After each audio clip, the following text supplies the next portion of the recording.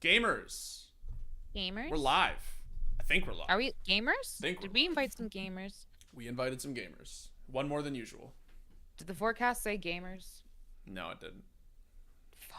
Unexpected gamers. Oh my god, wait, do we have a gamer with us today? Wait, what about warriors? I've got a battle axe and a sword on my wall. Oh yeah, you do. Yeah, you do. I mean, we're simple gamers. You might be the warrior of the bunch.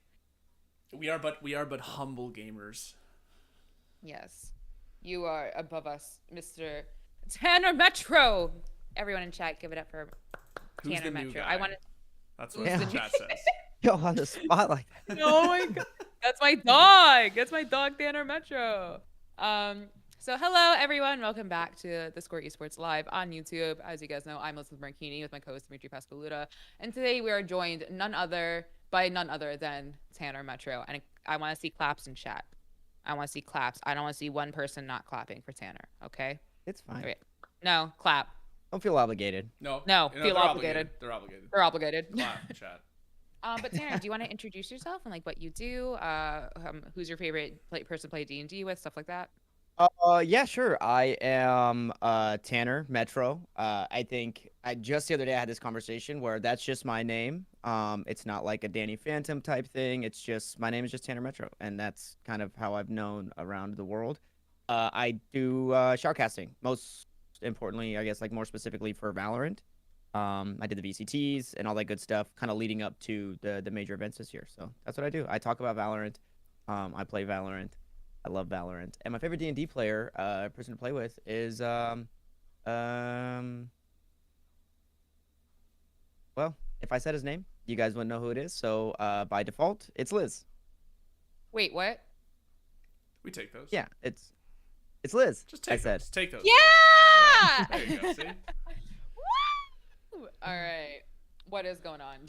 Dimitri, my high king, notice me, my liege. I love that guy in chat. That's my favorite guy in chat so far. that dude made a real entrance. What's up, buddy? Dude, you're Zeppeli? Are you Italian? Bene? I'm Marchini. But today, my dear friends, my dear squad, my dear viewers, my dear co-hosts, today we are talking about the VCT. Not just any old VCT, the past and the present future of the VCT. You're like, Liz, what does that mean? It means we're doing kind of like a like, I want you to imagine, you know, like the typical, like, as we go on, we remember all the time. That's what we're doing. We're reflecting on the VCT. Because I think a lot of times what Dimitri and I have come into talking about a lot, because a lot of news has dropped about the future of the VCT and signings, is we think about a lot about the future of the partner program, the new VCT, if you will. And we haven't really had time to reflect on the actual infrastructure of VALORANT and the VALORANT Champions Tour that we knew and loved for so long, that Tanner literally worked on for so long, that Tanner Dimitri literally worked on me, viewed. And Liz, are we in your kitchen? No, you're in my heart. Anyways. Ew. We are going to be looking back and moving forward to looking back at the past VCT and taking the lessons we have learned and applying them to the future of the VCT. It's going to be a little tricky for all of us, I think, because we don't really know what it's going to look like. We have a general structure and idea, but we don't know what the pitfalls may be, what the peaks and valleys will be. But we're going to try, because I'm a Sagittarius sun, and boy, am I determined. But yeah, so I guess I'll start with you, Dimitri, as someone who has come from the long lineage of glory of FPS and not really super paying attention to the VCT on your end, but having somewhat pay attention. What is something that immediately stands out to you as a drawback of the old VALORANT Champions store? I mean, not a ton, if I'm being completely honest. Like, I really sort of liked the, like, pseudo, you know, open circuit kind of, like, it sort of mirrors the early days of League, for those who were around for that, right?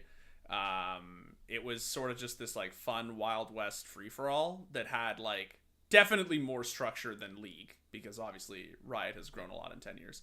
But, I don't know, I just felt like sort of a open circuit system with, you know, majors that culminates in a Worlds, and like it just, I liked we had sick qualifier runs, we had 6 Cinderella stories, it just felt, I don't know, I liked it. I liked the old VCT. Like from a structural standpoint, from an infrastructural standpoint, that wasn't like one of the things that, you know, didn't thrill me about Pro Valorant. Yeah. Sorry. Can I just ask? Yeah. It's VCT now, or not now, but like what it was. Is it kind of like how CS:GO is? Because I'm not too familiar with like kind of what the rise to, you know, the large events for CS:GO is. Is it like familiar? It's definitely familiar. It's not identical because CS:GO is like open circuit in the real sense, but it is definitely like pretty similar. It also depends on what tournaments you're talking about, obviously, because like there's no one structure in CS. Like you have ESL, right? You know, a Pro League, right, which feeds into Pro League finals, and then you have like Blast with partnered teams, and then you have like yeah. So it's like it's because it is more chaotic, obviously. Like there's a lot kind of going on in CS, but it was definitely like, you know, open circuit in the sense that obviously you just have a team like the Guard who just shows up, right? And they're just like, we're here to ball. And then they do. And then they're just like, you know, get to, right? Like there's no truly franchise structure the way you have in like the LCS or something, right? Where like, it's just the same teams playing each other every week, right? And like day in and day out. Yeah. I guess like kind of like follow-up question to that, Dimitri, as someone who's kind of been around the block with that, is from my understanding of like my very limited understanding of competitive Counter-Strike, like I watch it, but I don't really understand like the optics or like the cultural conscience of the game and its competitive scene, is that there are many like S tier titles and majors you can win. Yeah. Versus like in the old VCT, like there was one S tier tournament, and that was the Riot sanctioned Valorant Champions Tour. This camera is not focused on my hands. So you guys like my fake nails. But something that I think was really the stark difference of that was like there was always one thing to go for in Valorant, and there still is essentially. But like in CS:GO, you can go off the top of my head. There's ESL, there's Blast, there's IEM, there's. Am I missing anything? It's like there's subsets, right? So like there's ESL Cologne, which is now IEM Cologne. There's IEM Katowice, right? Which is, they're all technically under ESL, both of which are technically under ESL, but they are extremely prestigious events. Mostly because Cologne has been around since the beginning of CS:GO, and because Katowice has been around since like the beginning of CS. Like people like Kato is like one of, I think aside from Evo, Kato is like basically the oldest tournament in esports. Like people were winning StarCraft Katos back in the day. And then you have majors, obviously, right? So majors, and they change. Like Valve puts out a different bid. Like this major that's happening in Rio is going to be ESL, but then the one that's happening in the new year in Paris is Blast, right? And then Star Ladder will host a major, and then people put in bids, and then they get accepted, and they host one, right?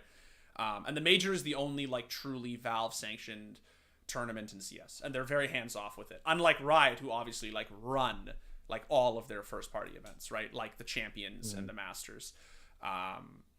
But yeah, and then you have your sort of like fledgling, I would say like fledgling S tier, if that makes sense. Like winning a Blast is like definitely not as prestigious as winning a Pro League final, but like, you know, winning like a Blast Worlds finals, whatever it's called, is definitely sick. It's definitely really, really big deal. It's just, you know, yeah, there's a lot in CS, which is also one of the criticisms. There's a lot going on in Pro CS. The schedule is incredibly hectic. It's really, really, really hectic, and like most teams just can't play everything because there's just too much. I need to draw our attention to chat Zeppeli. Just in chat. The tortellini time, I believe. Yes, it is. It is microwaving 90 seconds before I indulge. And This before guy's that, this person went, was saying Dimitri is my king and sweet glorious commander a weird comment? If so, I meant no offense. Nothing but respect for the defender of orange juices and splendor. My respect to you. Shakespearean, really. There's a lot of lore. There's so much. Yeah. Do you defend orange juices, Dimitri? Is there something I'm missing? I like orange juice. I don't think I've ever publicly been like a stalwart of it, but I do. I fuck with orange juice. Like it's definitely good. I like me some pulp in my orange juice. Are you a pulp guy? I'm a pulp guy. You seem like a pulp guy. I'm a pulp guy. You know. Yeah. Sometimes Tanner, I like, you sound sometimes like I a like no to pulp chew guy. my juice. You know, sometimes I like to eat my juice. Yeah. Are you a pulp guy, Tanner? No, I'm the furthest thing from a pulp guy. I am the furthest thing. I'll just have an orange if I'm gonna have pulp in my orange juice. Yeah, that's fair. That is super fair. I am a some pulp girl. I'm in the middle, the Goldilocks zone, if you will. Bro, Def eats raw eggs. Dimitri, do you eat raw I eggs? definitely don't eat raw eggs. No. But you said you're in the Goldilocks zone. Yeah. Which part? The breaking and entering, the Yeah. what else is there? I mean, she essentially stole the food, she ate the food. Which I'm not a thief nor a home wrecker. I don't think Goldilocks was a home wrecker, considering she was a child. But like, I listen. I just like I don't like things too hot. I don't like things too cold. I don't I like see. things with a lot of pulp, and I don't like things with no pulp. Okay, I like that fine. makes They're fine with both. I'd rather have like a nice, healthy middle. I That like makes sense. avoiding conflict, is what I'm trying to say. My Hmm. choice in orange juice is indicative of my personality. I hate conflict. I hate confronting people. You're Switzerland, I think is what the Yeah. would say. I do have a degree in political science. I do know these things. What? Wait, sorry. The reason I said he was a defender of orange juice was because of the little girl he once defended from a mugger, and he defended her and her juice. Dimitri, what? You wanna I'm explain? lost, bro. I have no Wait, idea what this guy's talking about. I saw that article, and Dimitri didn't spill a drop. Dimitri actually did Oh, one of those for things real? where all of the plates went up in the air type thing, and he caught them all in his hand. The drops of orange juice were out, and he grabbed her glass, and every drop back in the cup, back in her hand, like nothing even happened. Oh my god. It's like What- Trailer Park Boys. Like, you guys watch? Exactly. Yeah, Julian like getting out of a car accident with a Yep. martini still intact. Yeah. Yes. Yeah. But what Zappelli isn't telling you is that it was Dimitri's alter ego, and now he's just been outed live on. Oh. Dimitri seems like the guy to eat insects. Homie, what like? Just Dimitri left turning, so we don't can't remember that Nasty his out alter here. ego just revealed. Jesus. Speaking of insects, bugs. Would you want or also have bugs? Games. You know what's a game? Valorant. And Valorant's in the competitive VCT. What a It is. segue. I'm genius. That was a good segue. I'm so good at my job. Yeah, fix KO knife. Fix KO knife. That's the one thing. Like when I was thinking about this is going kind of like a right turn from what we were talking about, still on the same page, but something I am kind of not tired of, but something I've been kind of like just kind of squinting at, like kind of like Mr. Krabs, the smelly smell. Like ideas. I feel like what something the players have been talking about for a while is kind of the inconsistent ruling that happened within the VCT especially last year. And something I thought about was like the KO knife that wasn't showing up, like obviously the Killjoy turret. Mm-hmm. And when I was like writing like the run of show and everything like that, I was thinking to myself, and I was like, I hope that's just gonna be a lesson learned. Like, can we go back and can we like make the correct decision every single time? No, we can't. We don't have a time machine. But I feel like there are plenty of moments and now plenty of player testimony regarding inconsistent ruling or just like completely like unfair ruling in their eyes at some point. I think we all saw it with the KJ turret bug at its peak, per se, and also a little more recently with the Gildex Molly. Mm-hmm. But I hope that is a lesson learned of. I think the players are kind of sick of it, and they're not gonna tolerate it as much or tolerate it as silently. Excuse me, I just burped. But this chat is sending. I'm just looking away, man. But I think that is something that I think just for like the integrity of the esport is something I hope we have learned from moving forward. Will it ever be like 100%?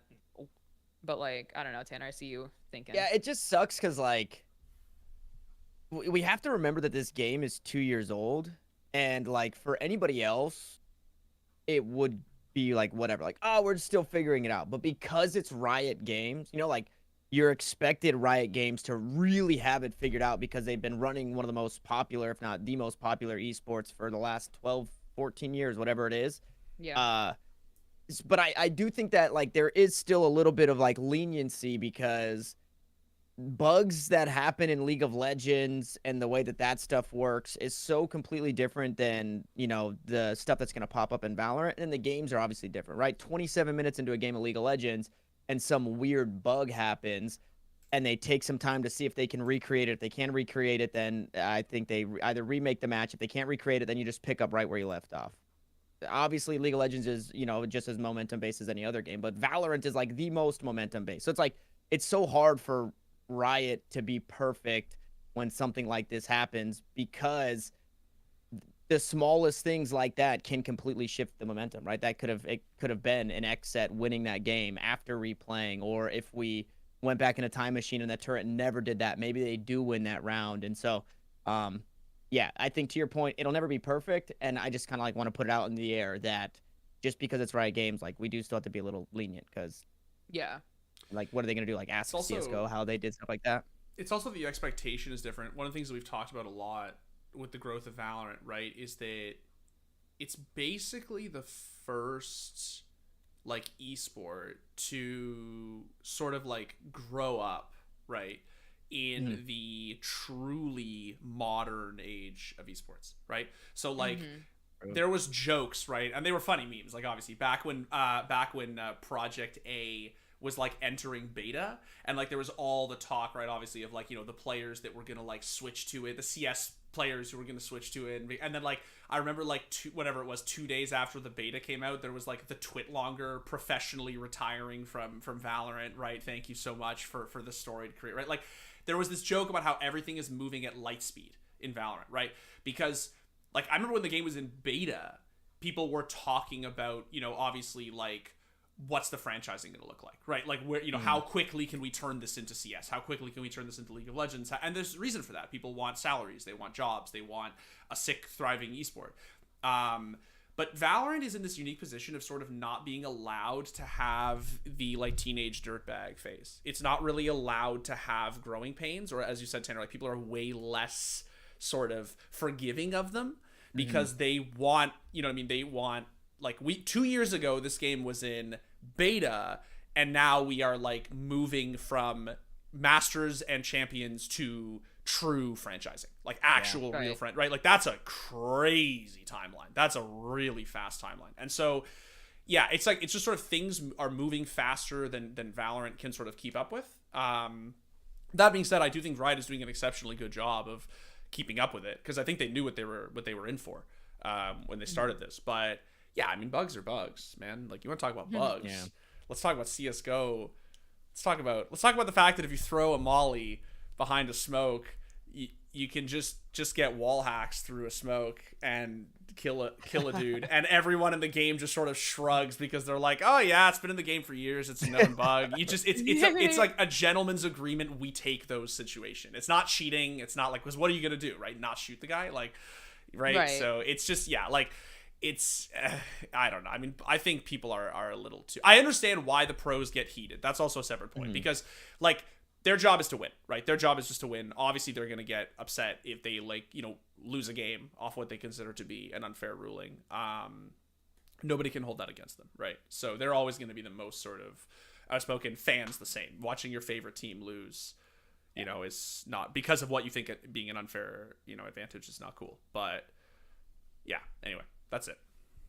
Yeah.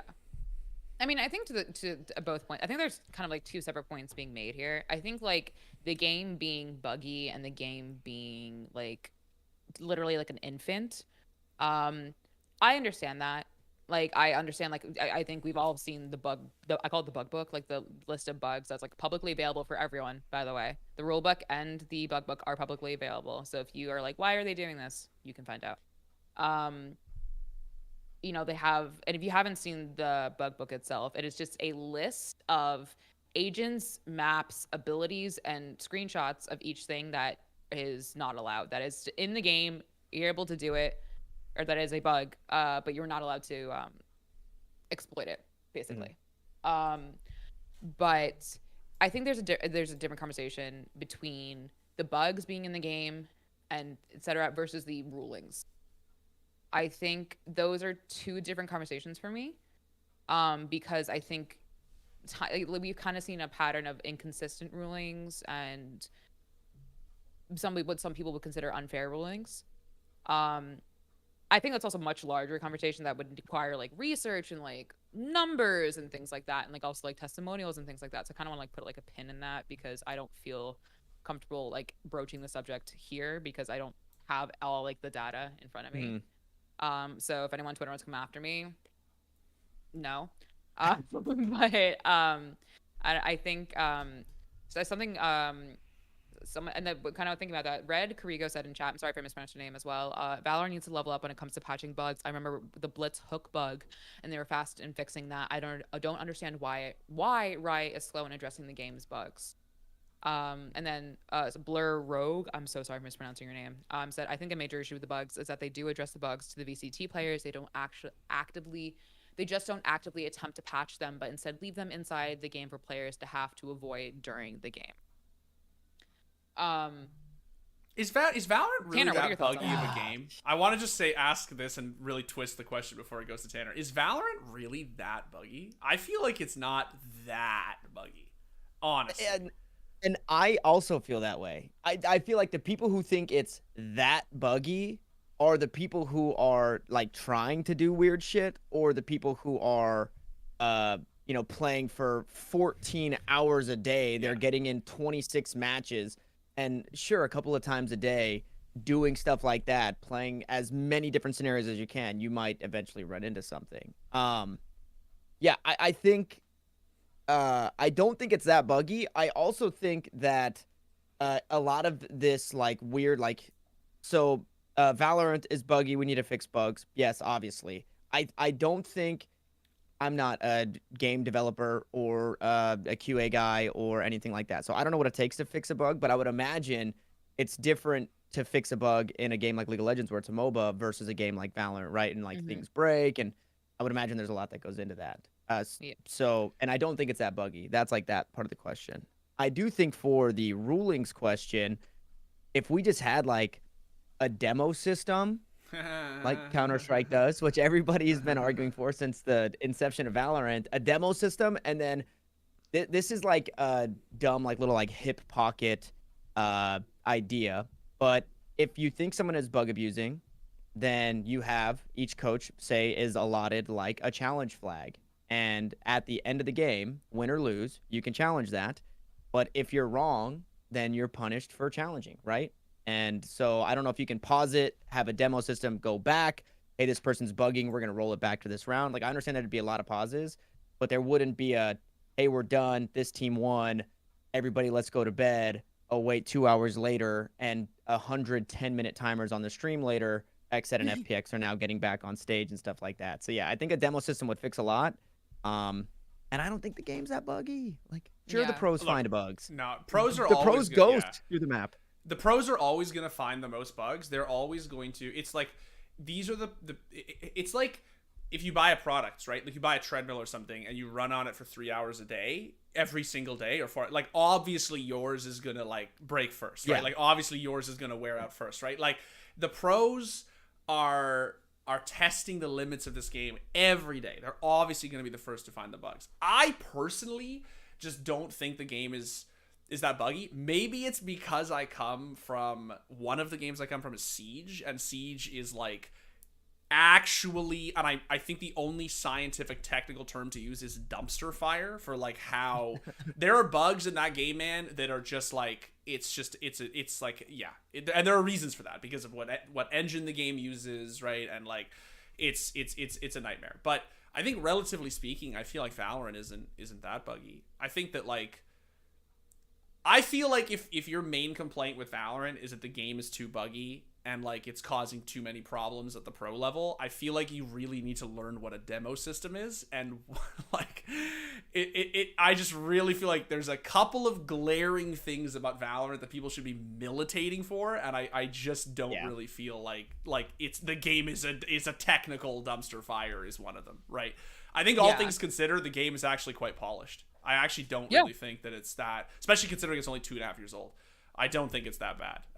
The fact that it doesn't have a demo system, or the fact that Riot is sort of just like, yeah, no, we don't really have any plans, is sort of like way more of a what the fuck, dude, a weird champ. But yeah, that's Can just my I thought. can I steer the conversation a little bit? Like, Oh, Please. to like we could like stay on bugs and stuff like that, but buckle up, grab grab onto the thing that's on the, what are those called? The handle on the car. Handle. Yeah. Why do we think that is like, my only thought is that Riot doesn't want their game to be solved like 100%, because I still feel like based off of like having to re-look back at things through POV, I don't think that everything is solved. And the only thing I can think of why they don't want a demo system is because they don't want pros to get their hands on it, and then the game maybe becomes stale. Like, that's the only thing I can think of. Why do you guys like, what reason do you have for not having a demo system?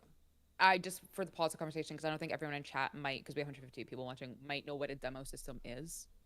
So, if Dimitri, you want to explain, I feel like you'd have. Yeah, demo system basically is just after you play a match, you have access to the VOD, but not like the VOD on YouTube with like the casters and the like you have access to the raw match file. You can open it in the client, right? And you can re-watch the match from any of the 10 players POV, or using a free cam. You can pause it, you can rewind it, right? Obviously Valve esports all have VODs, like Dota has Dota TV, CSGO has Go TV. You can actually watch, like in Dota for instance, you can actually watch the matches live in Dota TV, so you can actually be your own observer, and you can turn the casters on, turn them off, change the caster language, whatever you want. It's really, you can watch from a pro player's perspective and see where they're clicking their mouse. It's really cool. It's not just that it's exceptionally important for coaches and players and analysts and competitive, but it's also exceptionally important for content creators, because if you want to make like a funny VALORANT movie, right? Like you want to do a skit, right, you can literally like go into the you can make so much content. If you want to do a sick frag movie where you want to like replay a tens ace, you know what I mean, have like sick lighting and like, you know, a cinematic camera around, right? Like you can just do so much with it. And I think it is definitely fair to say that in multiple ways, it is actually hurting the growth of Valorant. Like it's hurting the growth of the competitive scene, and it's hurting the growth of the even the casual scene, like the content creation side of the game.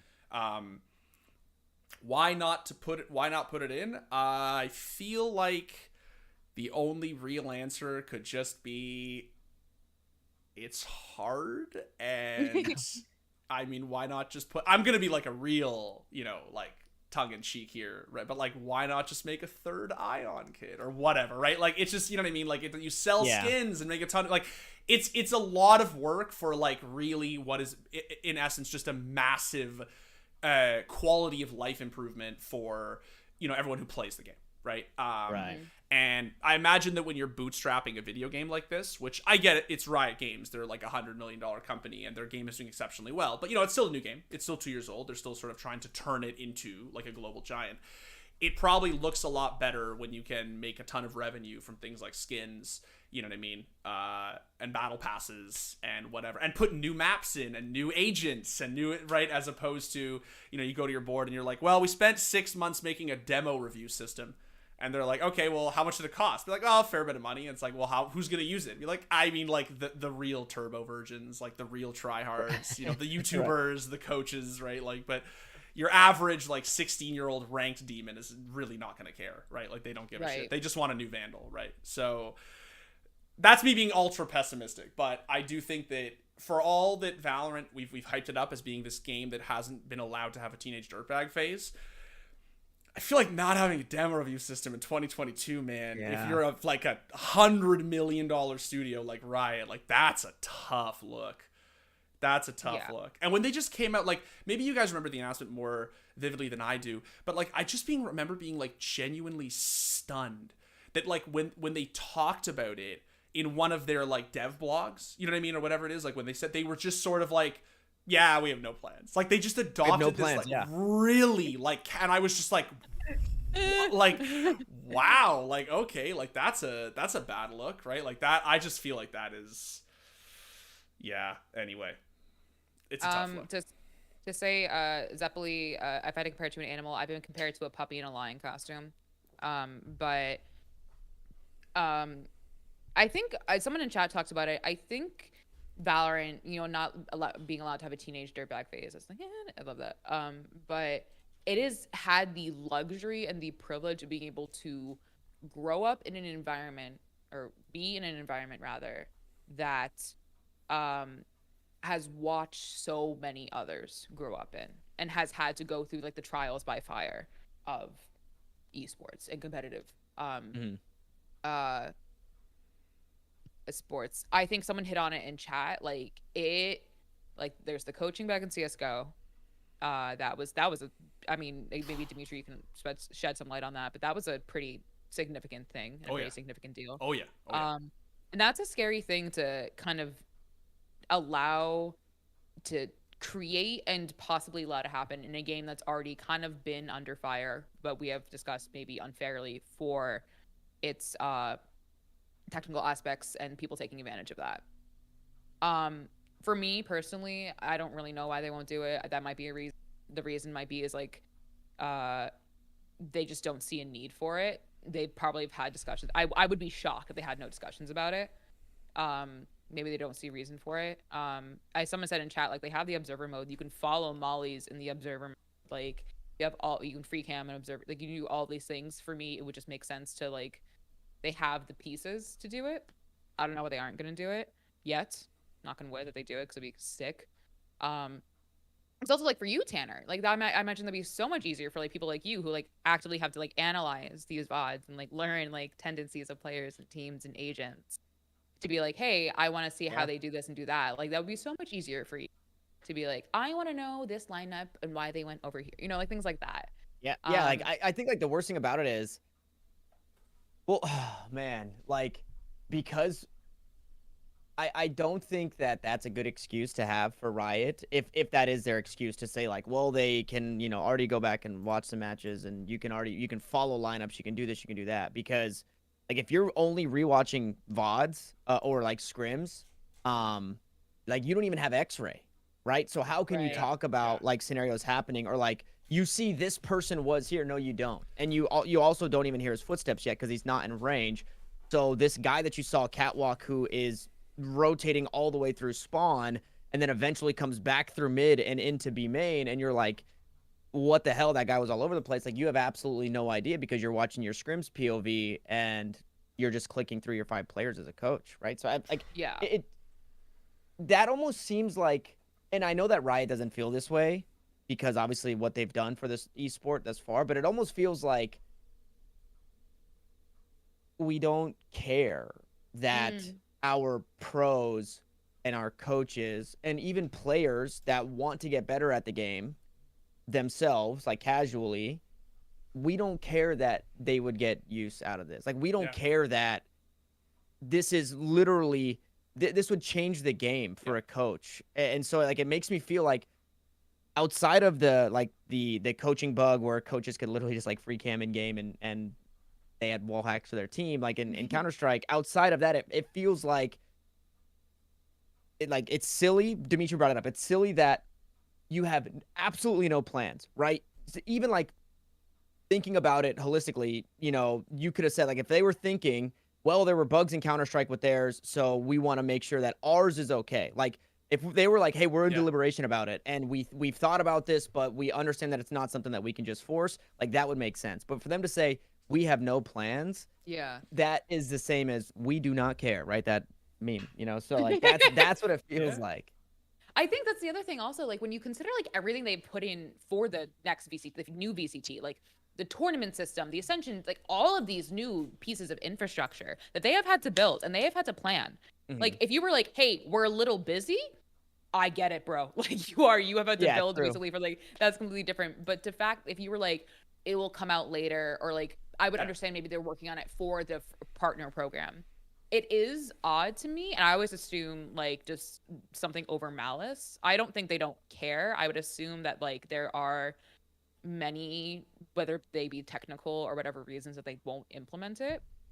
Because personally, someone has said in chat, I do believe the demo viewer is, I think Hashan, I'm so sorry for mispronouncing your name. I do believe the demo viewer is just too expensive to make for only a small part of the community, which is not great for profit. I don't buy that for Riot Games. Like straight up, like I know we joke about small company, but the benefits of making a demo system for its flagship competitive FPS, it's only competitive FPS, and Yeah.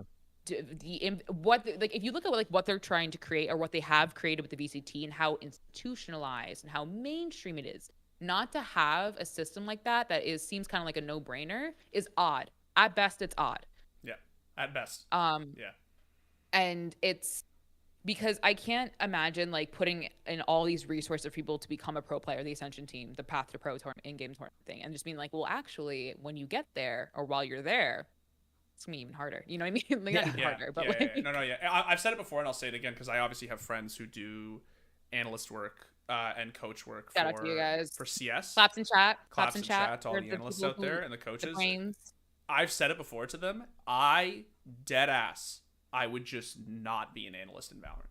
I legitimately, like what you just talked about of like, okay, so I have all 5 players, my 5 players POVs as like separate OBS files, and I'm like going through like, dude, I would just be an analyst for some like ESCA premier team instead. Like I'm telling you, man, it's not worth it. It's so hard. Like, and I just think it's what you said. You actually hit the nail on the head, Liz, where it's like the vis-a-vis the growing pains of Valorant, right? So like Valorant had the luxury of seeing what everybody else like did wrong, or seeing like, you know, the growing pains of everybody else, right? And like basically fixing them out of the gate, right? So Riot's whole thing when they launched Project A was, we have no peekers advantage. We have 128.6 servers. We have a fucking intrusive anti-cheat that works. And they made good, except for the peekers advantage part. They made good on everything that they said, right? The thing is that that's sort of what makes this all the more inexcusable, right? Is like Siege after years of begging from the community, Ubisoft put a demo review system, a VOD system into Siege. And like, I cannot even imagine how difficult that was to build, considering Rainbow Six runs on the Assassin's Creed engine, as far as I understand, and is a literal dumpster fire of like, and like they were like, all right, like we're gonna have to try to figure out a way. There's no way that when Riot was making Valorant from the ground up, they were not like, okay, this is going to be a competitive FPS. It's going to be our big esport. It's going to be, you know, 100 million player base franchise FPS that takes over the world. But it's not really built for a demo system. It's sort of like beyond the confines of the game, right? Like that's insanity. Yeah. Like there's just no way. That's it. That would be the stupidest thing I've ever heard, right? So I don't know. Yeah. And like to Tanner's point, like they could have lied to us. They could have literally just said, you know what? It's something that's on our radar. We understand the community wants it. And I guess you can say in some sort of weird backhanded way that it's like better. Like it's more honest. They didn't lie to us, but it's not. It's such a bad look for them to actually just come out and say like, honestly, we don't really care. Like, we just don't really give a shit, right? Like it's tough. It's a bad look. That's real. There's people who are literally giving their lives to your game. They are dedicating their lives to your video game. Whether they are content creators, whether they're casters, whether they're competitors, they live and breathe this video game. And they just want to live and breathe it even more. And I don't know, right? That's tough. It's top of the list for me. It's top of the list for me in terms of things in Valorant that I'm just speechless. I just have like no words to understand why this is the way it is. Every other major esport, every single one has this. Why is that not something that you can implement, right? Yeah. Yeah. Detour over. Detour over. But it's a worthy detour. It is a worthy detour. It is. It is. But we've talked a lot about the bad and the ugly. Let's talk about the good. Let's talk about what we enjoy, what we like, what we want to see. One time, something, and I was creating this on a show, something that immediately came to my mind, it was, I love, it's very stupid, and you're gonna be like, Liz, and I'm like, I know, but like the aesthetic and like the production style of the VCT is like it could be really cringe. You know, and I think that's sometimes like you get that in like a gaming and esports, like kind of like a cringe, like we're trying to be cool, we're trying to be mainstream. I think they really did a great job with the art style, the aesthetic, and the production of it being its own individual literal beast. And like you immediately recognize like the something slash something, you know, like the very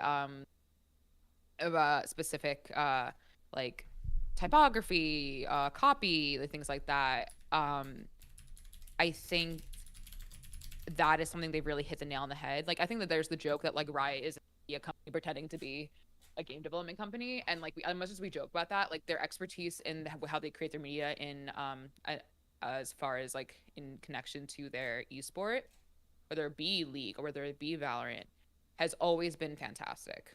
Yeah. And so I don't know if this has already been said, but the champions anthems are both mega bangers. Yeah, like things like that, like the care they put into what you and I, all three of us, and people in chat know is like the mainstream outreach will also help, you know, like bring in more people to watch the game, bring in more people to like pay attention at least, has always been excellent. And like I don't mind looking at the font, except the new VCT logo. I don't like it personally, but like that's my opinion. Wait, now I have to look. What's the new VCT logo? Have you seen it? It's like slanted. It looks like it's from the 80s. It's like it's a cool retro thing. It's not my taste. I just knocked over my headphones. But I definitely think I like the kind of like simple block lettering, but someone in chat pointed this out. I just want to cut in before we move on because it's worth saying this. So one of the devs did actually come out after that Q&A that we were talking about, the one where Riot was just like, LOL, no, right? And they came out after a dev, and he said in his tweet longer, because there was obviously so much backlash over that, and he actually said, just to clarify, we do want in-game replays. They will happen, but are taking longer than we want. Can't give you any more than that. I'm reading directly from the tweet longer. So I must have missed this as well. I didn't see this as well, but I did not see that. So clearly they backpedaled a little bit. Delete the VOD. Delete the VOD. Yeah, sorry guys. Welcome back everyone to another YouTube live. Stand down, chat. Wait, my favorite part about that is while Liz was going off about how good VCT looks and Dimitri is, you know, looking into that, Timo says Dimitri is raising his eyes for over 10 seconds. Like that really took Dimitri back. That he was like, oh, okay, yeah, no, he did say something about it. Okay. But I also think like regardless, like I think it is a fair criticism, you know, like I understand it will take longer and that there are plans, but I think it is fair to be like, hey, we would like this as soon as possible in the game. It would help a lot, help everyone a lot. And also the initial wording of that Q&A was not great. Do we all mess up our wording sometimes? Yes, we are all guilty of that. Full stop.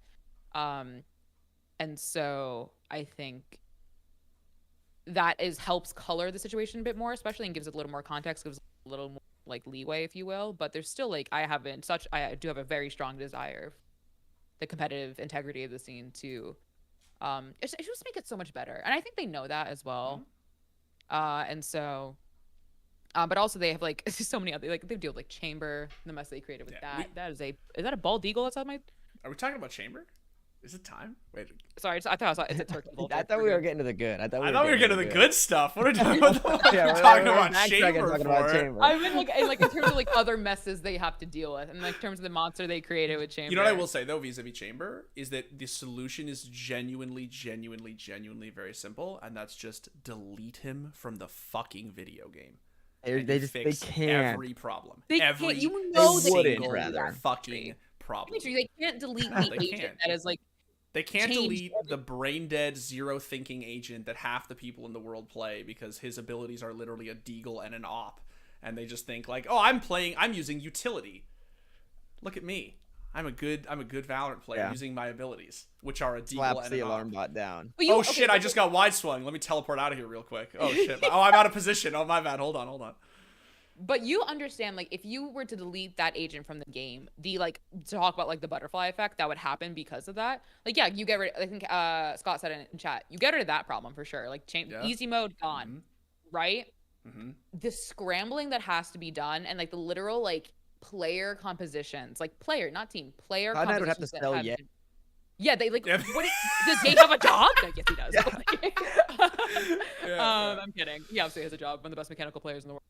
But they're like, but literal like when we talk about like roles in games, you're talking about like your initiator, your smokes. There's the literal like chamber role now. Yeah. You know, and like as soon as you take that role out of the game, and they know that because also that's the thing they're dealing with is like it's like, well, how do you nerf him in an appropriate way that makes him playable but doesn't make him the beast he is now? And they've tried it unsuccessfully, in my opinion, but like, Well, because the solution isn't just to nerf his numbers. We're just doing it. We're doing it. We're having the chamber talk. Let's do it. Yeah. The solution is not just to nerf his numbers. The solution is you have to, and I'm not memeing when I say this, the solution is you have to add some element of thinking to this agent. The problem with chamber right now is, in what universe is there literally any map, any bomb site, any strat, any where he's like bad? Like where you'd be like, oh, he's like, he doesn't really work here. He's like not super good on this map, or he's like not so like, his abilities, I repeat, are an op, a deagle, and a teleport, and a flank watch. Like his abilities are, his kit is just like universally good and universally brain dead. You don't actually have to, no thinking is required, right? Like they need to rework him in a way that isn't just like, oh, well, we've increased the cooldown on his CP, or like, oh, well, we took the slow away from his op. Like this shit should have been done in the first month that this agent was live. Like we're way past that. We are now at the point where like they need to actually change the way that he works. Mm-hmm. To continue the conversation that we accidentally are having, Yes. I think in like Chamber's defense, it's the only time I will say this, clip it, I don't care, there was a bit of a power creep. Like it was kind of like, I feel like he was like cool, like I think I feel like there was kind of like this slow but steady creep of professional and casual, like, oh wait, this guy's kind of like really cool, oh wait, that's a good, kind of things like that. I don't think immediately, because it wasn't like a Harbor situation. It wasn't like everyone played Harbor and was like kind of thing. I think people were like, oh, it's good, and then people realize like how much benefits the like top 1% of players, especially. So to that point though, I do want to say that I feel like it's probably more of a, now, and I don't know if you're talking about like just professionally or casually. Like, do you mean like just like in ranked in general, or do you mean like it took us a bit to see kind of Chamber in pro play? I would say both, off the top of my head. I'd have to. Are you going to prove me wrong? No, I'm not gonna prove you wrong. I'm not here to. I don't. That's not what I'm trying to do. But I do think that like when Chamber came out, people were like, "Whoa, this guy is freaking strong." And then I think the only reason that we saw the creep in pro play is because people started to realize, or like teams, orgs were like, "Hey, this guy is an agent for oppers. We need our opper to play this guy." Unfortunately, our opper is a Jet player. And although Chamber is close, Chamber is not Jet. So, like, the creep for pro play, I think, was we need to get our guy who is going to run forward, cloud burst down, dash away, updraft, 360 no-scope with the op. We need to get him to figure out how to play a little bit slower, but still just as forward. So, like, that power creep was because once they figured out Chamber, he was always there. To that same point, though, and we can come back to the power creep. I think a good change to Chamber and any agent that now comes into the game that has like that get out of jail free card is like what they did to Jet. And I think for Chamber, if he puts down, he has just one rendezvous anchor, boom, he puts down an anchor. He has X range on the anchor, and he can activate his teleport ability, and in 6 seconds, it's not just going to run away, like, or it's not just going to run out. It's going to force him back to the anchor. If you don't get anything like Jet, she runs out of her tailwind. Chamber is just gone, and he gets nothing out of teleport, right? You don't get to choose to get that kill and then teleport. You're forced to teleport with or without something. You get me thinking. It's just like, remember when they reworked Yoru? Like, it's not just that they made Yoru better, right? Like, it's not just that they were just like, hey, let's make him useful, let's make him impactful. It's that, like, they also added depth to the agent. Like, you now have to, like, those footsteps, like, did he fake it? Did he actually go there, right? Like, they added, there's a skill shot on his flash, right? True. Like, when I say Chamber's brain dead, like, I really mean this. Like, dude, you hold an angle until you get aggressed, and then you press a button and get out of jail free card. Yep. And then you just get a deagle when everybody else is on a pistol. Or like, oh, we have to save here. Like, we're on an eco round. Cool, I just buy 3 deagle shots and just try to one-tap their rifler or their opper or whatever, right? Like, he's just, you turn your brain off, and you're literally just like, I'm just going to play this guy. Who's always good in every situation and is literally basically the best agent in the game. And like, I'm saying a nerf is not enough. It's not just, oh, take the slow off his op, reduce the cooldown. I do like the idea someone had in chat of, at least for now, switching the deagle and the TP. So you actually have to buy the TP and you get 1 charge, and then you let's say you get like a deagle bullet for every round you spawn or whatever for free or something.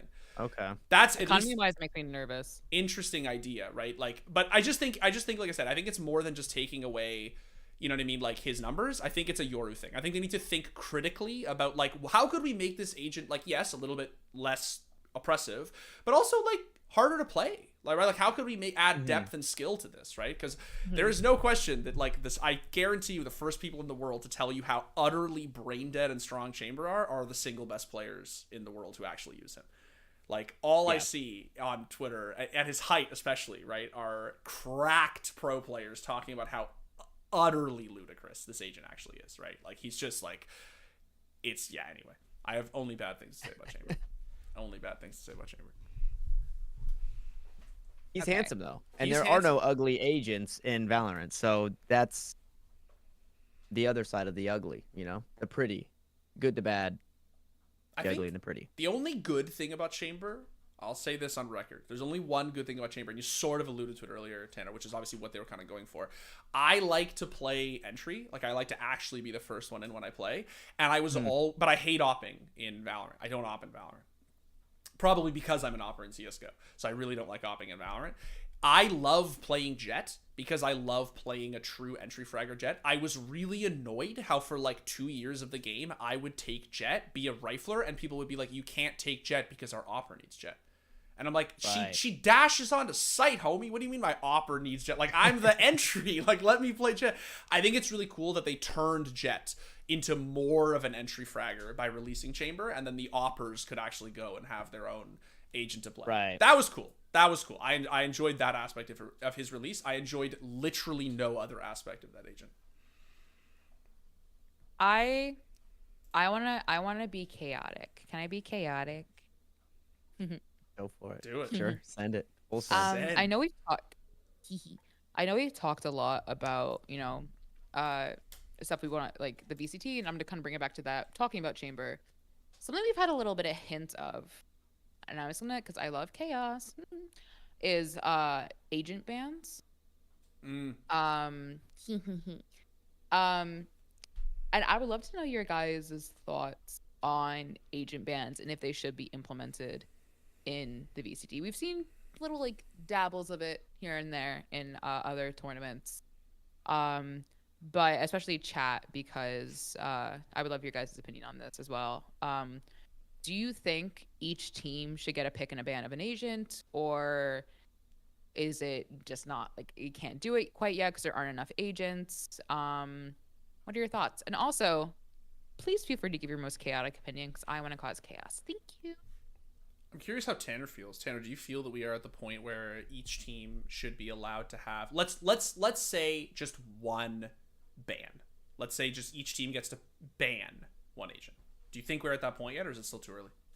So is that like, because I think we've seen tournaments where it's, I think Community Gaming did a tournament where each team got an agent ban, and they got to ban something from other team. If I banned Jett, I could still play Jett unless you play Jett, right? Whereas like League of Legends, if I ban Aatrox, nobody's playing Aatrox. That's it. He's just banned away. I think it probably would lean that direction.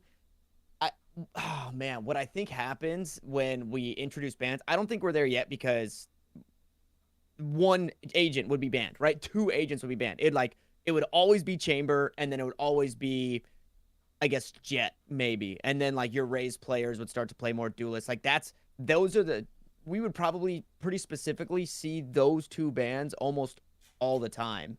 Mhm. And so unless, yeah, there's just a lot of questions to this, right? Because is it every Yeah. map that you're getting new bans? Because obviously Yeah. then things might change a little bit. You know, Breach is not on Fracture. Breach is not. I was gonna say Breeze, but Viper's not on Breeze, right? Whatever it may be. I think what happens when we introduce bans though is that Riot will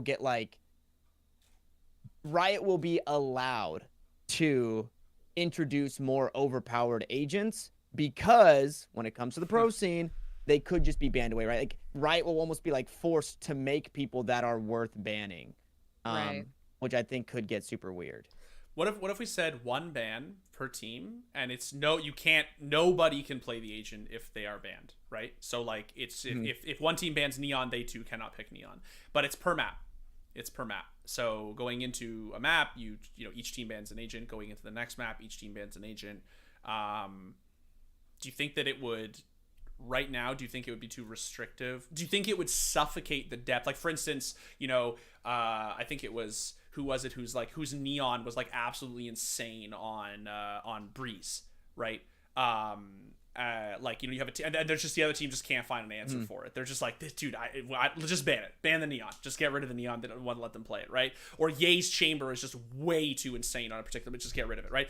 Do you think that would hinder like the entertainment value right now, or do you think that it would actually sort of make the game more interesting to watch? I think that's actually a great question. It actually sounds exciting the way that you say it. I think we just need a little bit more time because what I think will happen is it'll really show the teams that are like in the lab saying, hey, when we go to Fracture, we're expecting, you know, Breach to be banned away. Like we need to start cooking up other stuff. So I think that's really cool. It really forced teams to do more in that aspect. I would hate to see it happen right now because I would love for the players to start like maybe the players get an idea and we say, hey, 2024 we are doing agent bans and everybody starts to expand their pool, because what I would hate is for, you know, Chamber to be banned away. And this, I'm just using Ye as an example. Not that Ye can't play other agents, but Ye doesn't look as good on other agents. So, you know, he kind of has that rise and fall that we saw Tens have, you know, throughout his lifespan on Sentinels.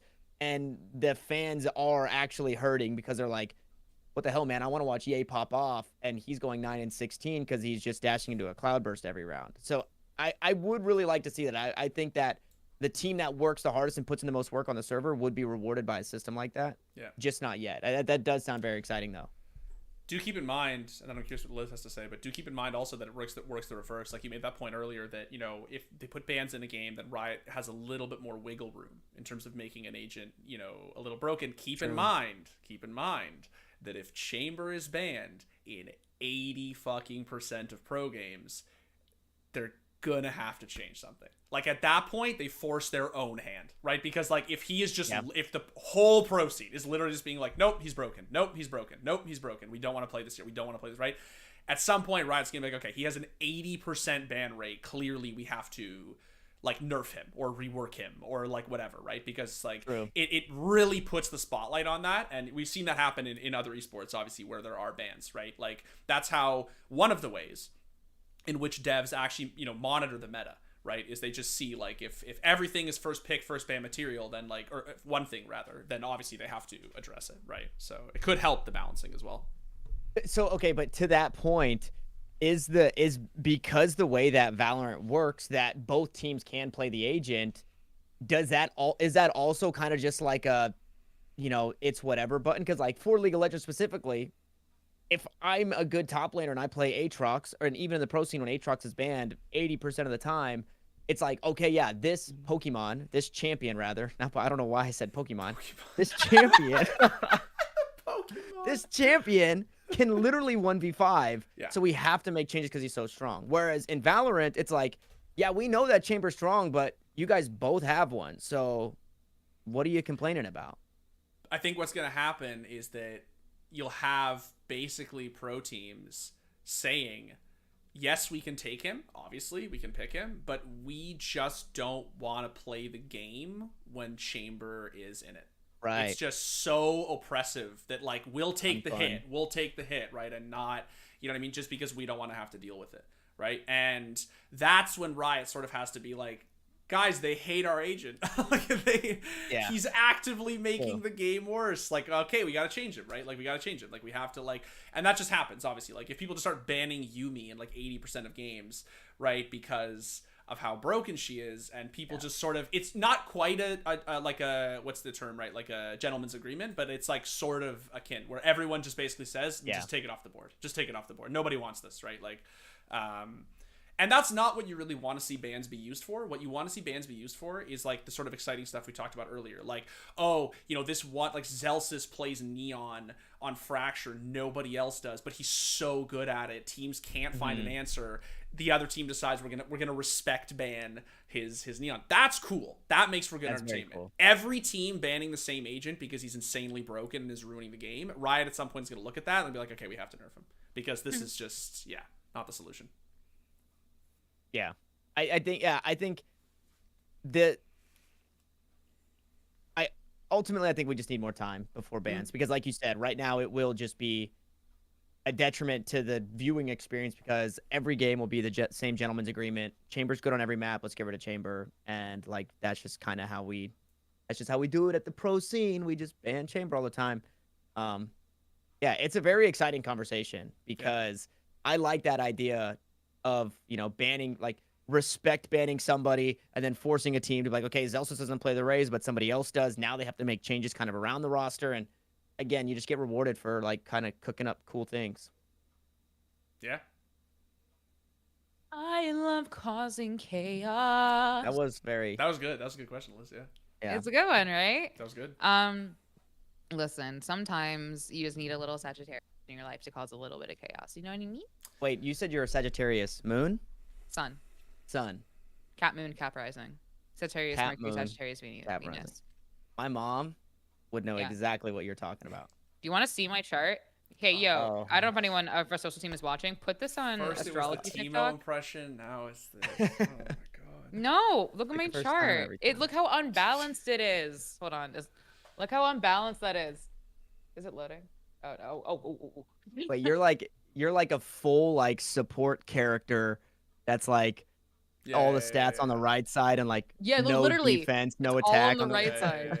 Yeah. You can't like there you go. Look how it's all over there. That's funny.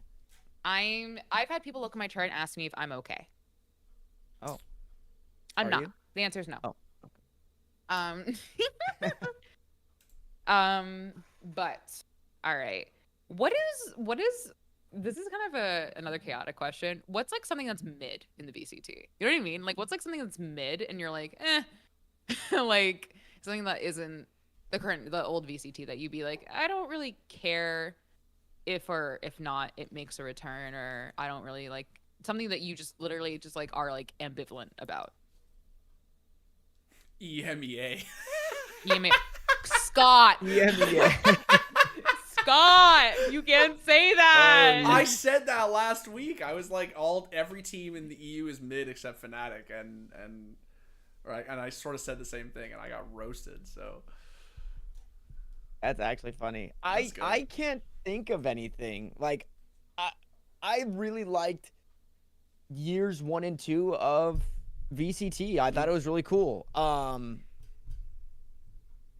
Yeah, I think they did awesome. I think one thing that I don't want to see again is probably Swiss stages ever on a broadcast day because, and this is Game Changers, but because like when you have to wait for every round to finish, although Swiss is very cool, like not having some type of accelerated format, especially on like a broadcast standpoint where you could have no break, or you could have an 11-minute break, or you could have a 30-minute break because teams are still playing, and then you had a 30-minute break, but you just sat on your hands the whole time because you don't actually know what your next matchup is until the timer's on 5 minutes, the matchups are ready, and they're like, okay, here you go, prep for your matchup. So maybe not Swiss, but I obviously I don't think they're gonna do that for the franchising stuff, or the definitely not franchising. It's like that League of Legends skin with like the mustache and the big nose. But yeah, that's good. Those days sucked. I cannot imagine. I get so like antsy just sitting there. I'd be like, I'd probably just start playing or casting my own game. I'd be going to like an unranked and be like, all right, and Liz is going for this. I'm trying to think of Dimitri. Is there anything on your end that you think it's like just generally mid, as my boy MGF would say? I don't know. I sort of don't really have any one thing that I look at and say like that's, you know, something I would change or like a nip and tuck I would make. I think it's just more sort of the general system. I'm curious to see how it shakes out, you know. Are people gonna we've had you know, expansive conversations, Liz, you and I, in prior weeks about open circuit versus, you know, franchising and the merits thereof, and I don't know if it's I'm just curious to see like holistically, you know, how this shakes out. Like, are people gonna watch Ascension? Like, you know what I mean? Is my boy Trent gonna, you know what I mean, like get to compete in a league that people care about? Or if they care about it, are they gonna care about for like the first year where you have like the TSMs and you have like, you know what I mean, like the, like, you know, sort of the let's be honest, the leftovers. That's not shade. That's actually more of a true you know, players who are really good, teams who are really good, who just, you know what I mean, like are sort of sitting here with their hands tied, right? Like, I feel like year one Ascension is going to be lit, and then I feel like I'm curious, you know what I mean, once sort of these teams, let's say that like some of these players who probably had what it took to make the partner program, you know what I mean, like work their way back in there, you know what I mean, like is that something that people going forward, people are actually going to really like care about, right? I don't know. Yeah, I like compare it to, for Ascension, you know, Nerd Street had viewers, right? Nerd Street had 2,500 viewers every Tuesday and every Wednesday that they're doing it. So maybe it'll be like that, but it's probably pretty. No, I don't know, because only one team makes it in, which means if your favorite players are sticking around, then they have to try again for year 2 and year 3. And I was going to say it's like pretty comparable to like League of Legends Academy, but League of Legends Academy are players who are really unknown just because of how unknown the tier 2 and tier 3 scene for League is. Shout out to the guys casting over there who are finally getting brought up, like Rafa and Kangas and Cubby and all those guys. But like that scene gets no love, whereas Ascension, you have huge names. There's a world, I don't want to believe it, there's a world where BCJ plays in Ascension, right? Like he hasn't announced anything yet. You're gonna watch that guy 100% in Ascension. But here's the thing, right? If one team makes it in, and like the team who, you know, one of the teams who doesn't make it in has BCJ. Let's say the team who makes it in has Trent, the team who doesn't make it in has BCJ. Obviously, they're both players who individually could hang in at, you know, at the high level, like at the partner level, right?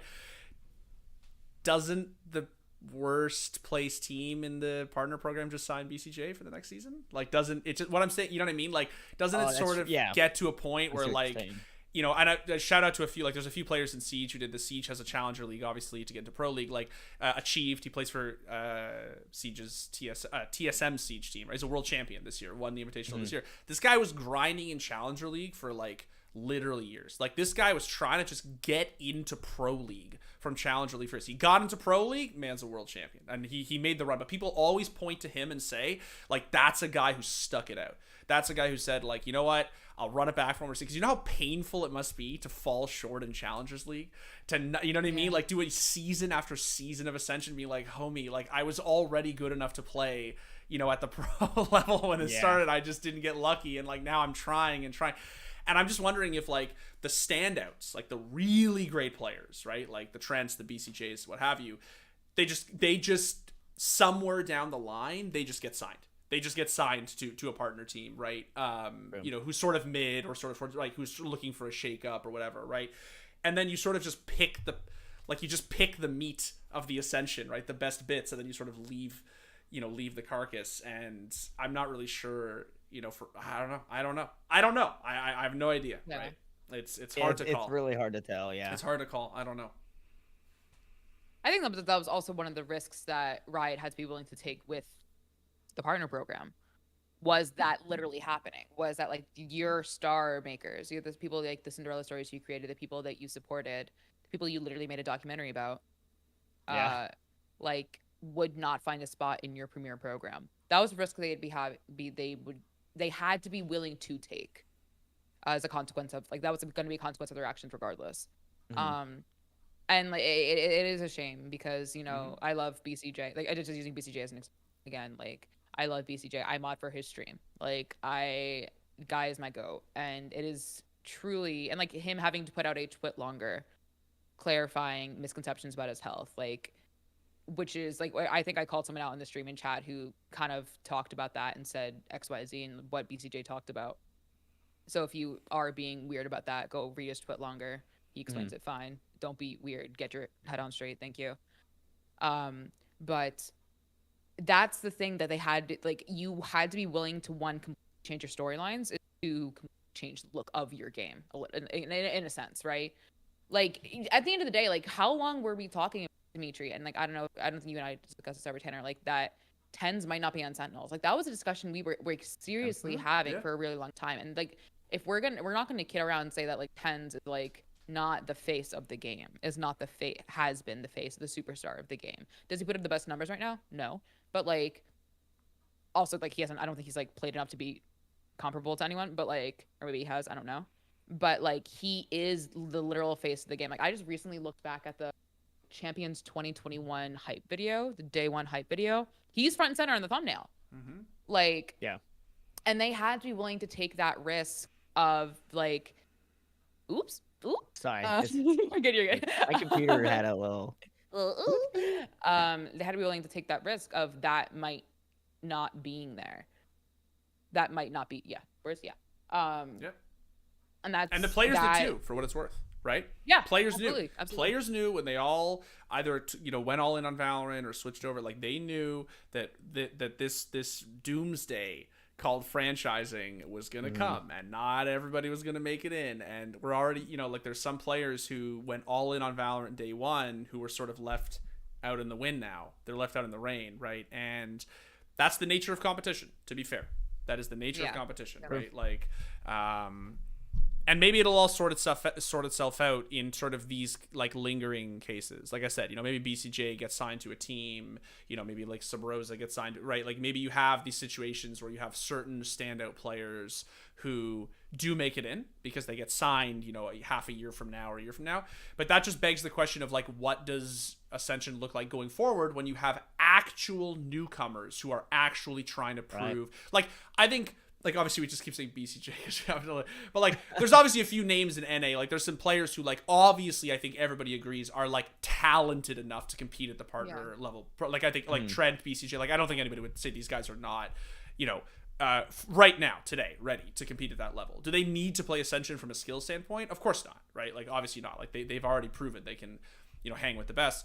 So we can easily look at them in Ascension and say, well, we'll watch Ascension for those guys because, like, we know and love them. But, like, what happens a year or 2 years from now when you have, like, actual brand new players no one's ever heard of? And we're just, like, are we going to watch them try to develop, try to get into the big leagues, to the show? Like, I don't know. I hope so, but I don't know, right? I have no idea. Like, historically, challenger leagues don't like do that well. You know what I mean? Like, they're not really, sort of a cynical thing to say, but like, they don't particularly, especially when you have a like actual pro league, or pro league substitute going on, right?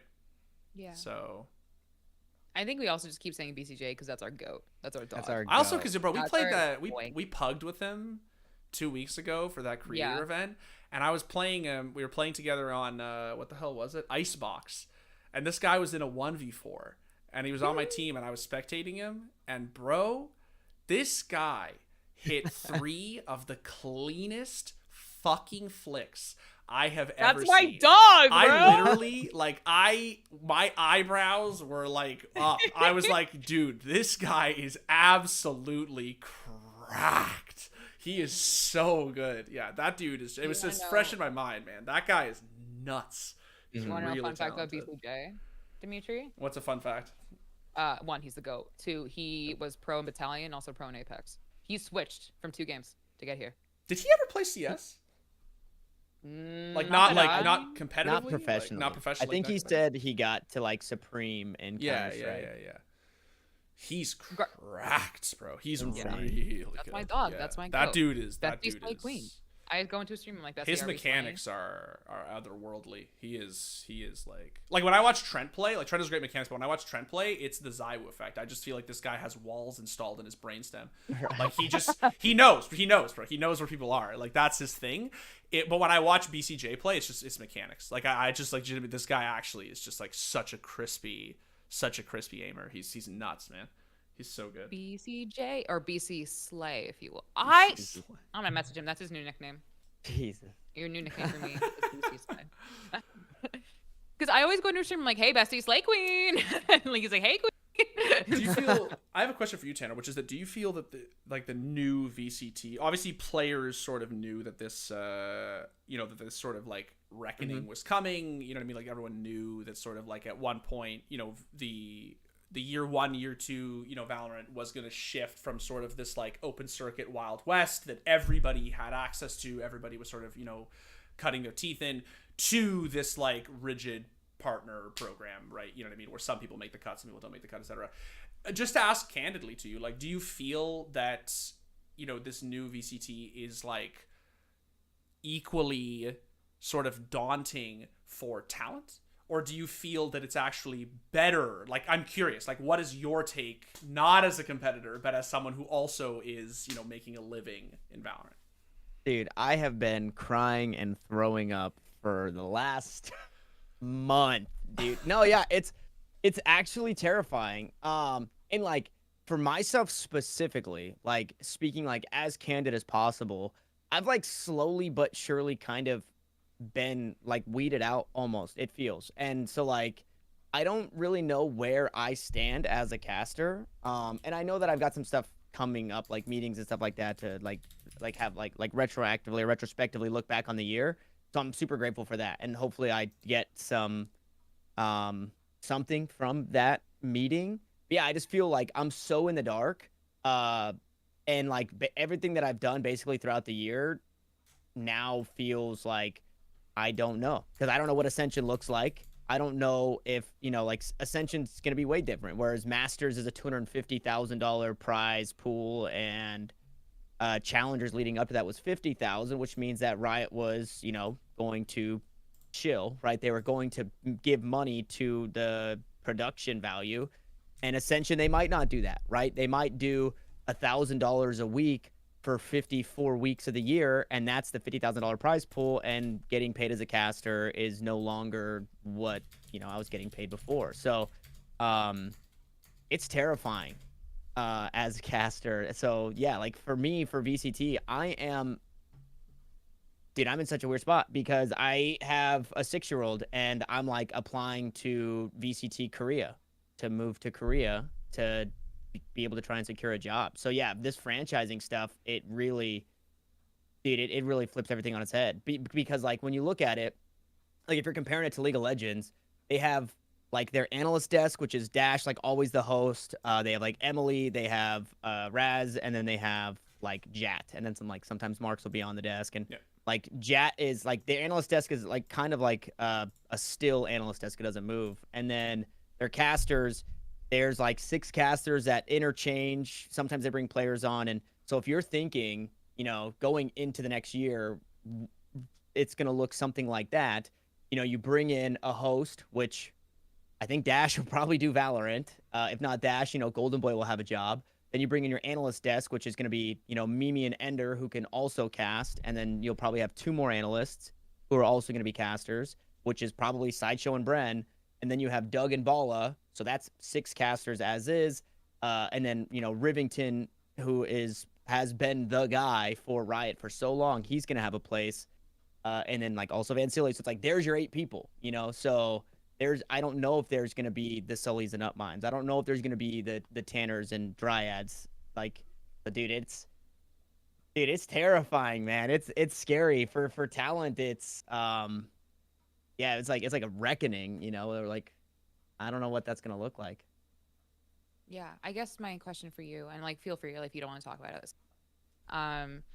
I guess like when the partner program was announced, was there any sort of understanding from your end, or that how the infrastructure was going to look, and like was there any sort of communication on that, or were you just kind of like in the dark as we were in the public?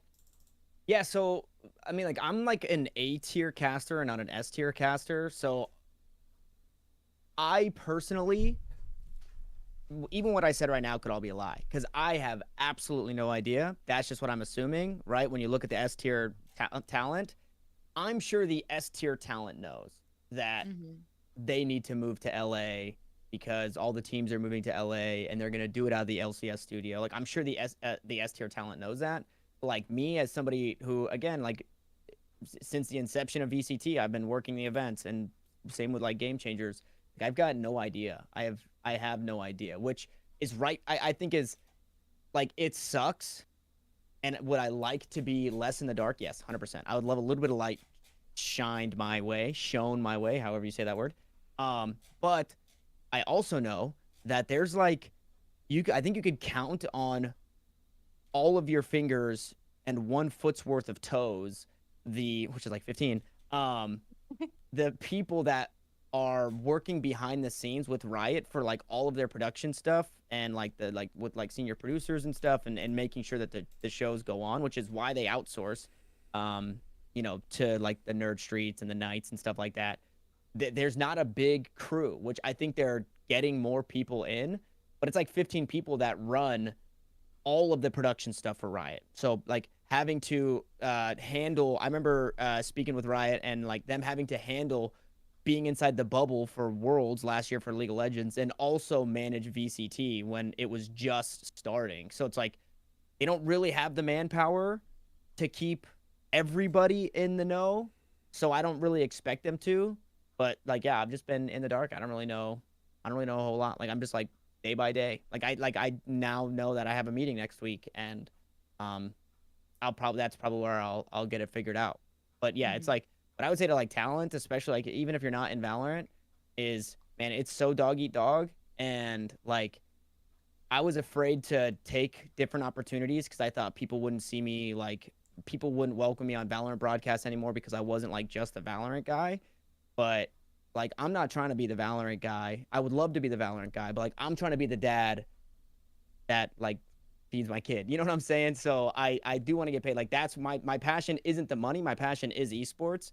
But yeah, like being left in the dark sucks. So like, yeah.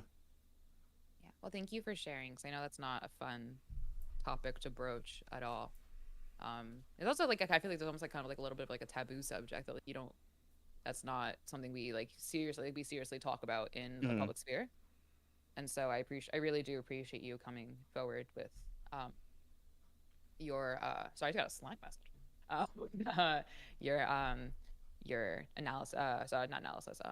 What's the word I'm looking for? I'm all out of words. That's it. His testimonial, no, it's tough. It's really tough. It's obviously, and it's not a and I don't say this to minimize it. I say to sort of amplify it. It's not a news story, unfortunately, in esports. Like, it's, talent have been talking about how dog eat dog it is for over a decade, and obviously, it's just so tough, man. I don't think I have the metal for it. Like, that's it's a lot, man. I obviously wish you the best and hope everybody gets as many opportunities as possible, man, because that's, that would be the dream, right? The dream is that every league does well. The dream is that, everybody watches Game Changers and everybody watches Ascension and everybody and then all of them need different teams, you know what I mean? And then everybody gets good opportunities, and like that's the dream, man. Like, yeah, that's what we hope for. Yeah. I guess like I will say like it could be worse, So I'm happy. I'm grateful for the opportunities that I've been given. Also, I don't think anyone was thinking that you weren't. You know what I mean? I don't think anyone was being like, Tanner is so self-centered, thinking that. I don't wants think to feed his child. Like, what a fucking.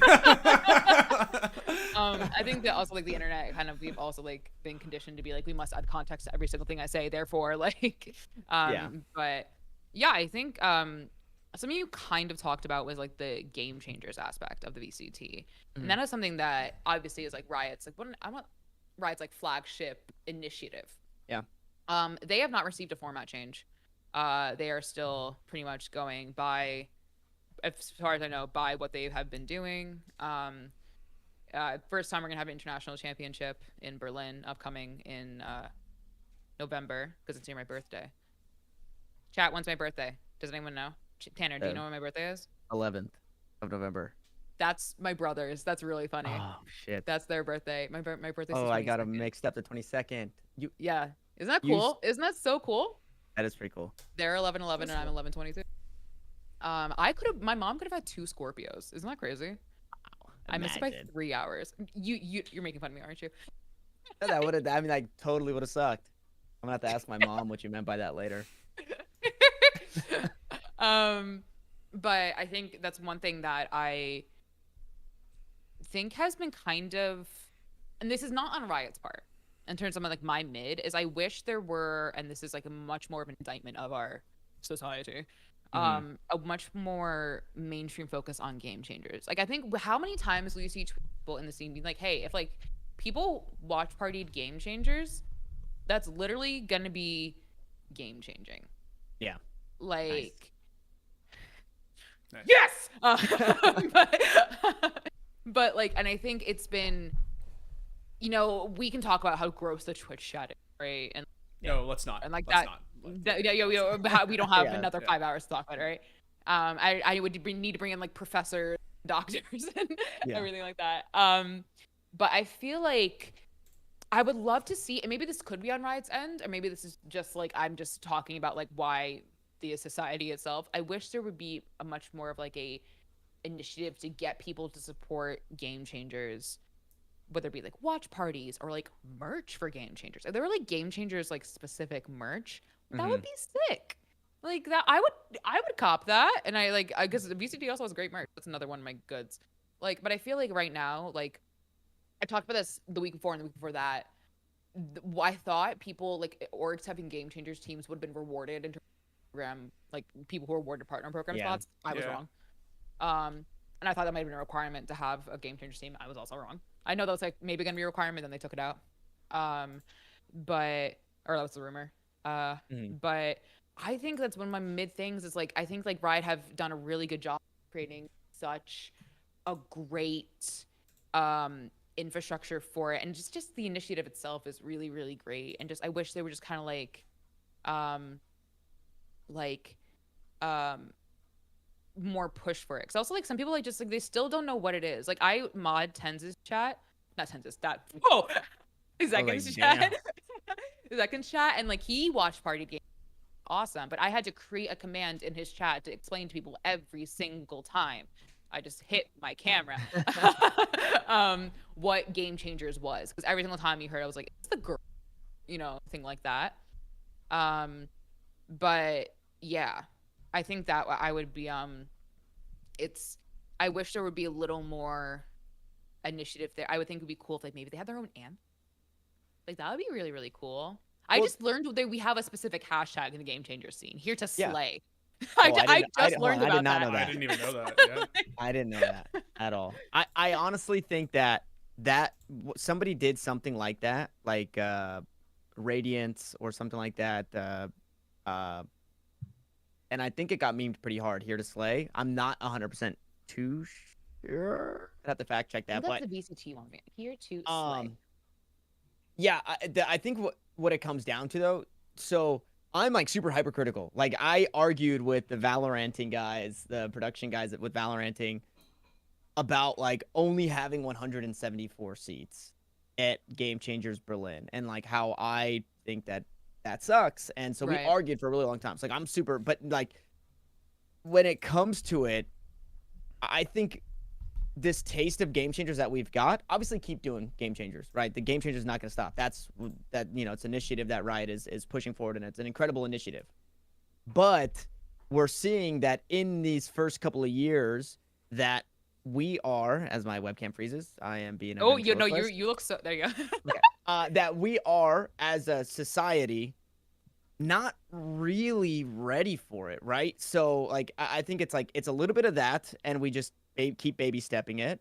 But also, like, I don't think Tarek is getting paid to watch party VCT. He wants to watch party VCT, right? We need large personalities and content creators to want to. Right. And if they don't want to, then that sucks ass, Yeah. you know, No, like it's as much tricky. as good as it would be.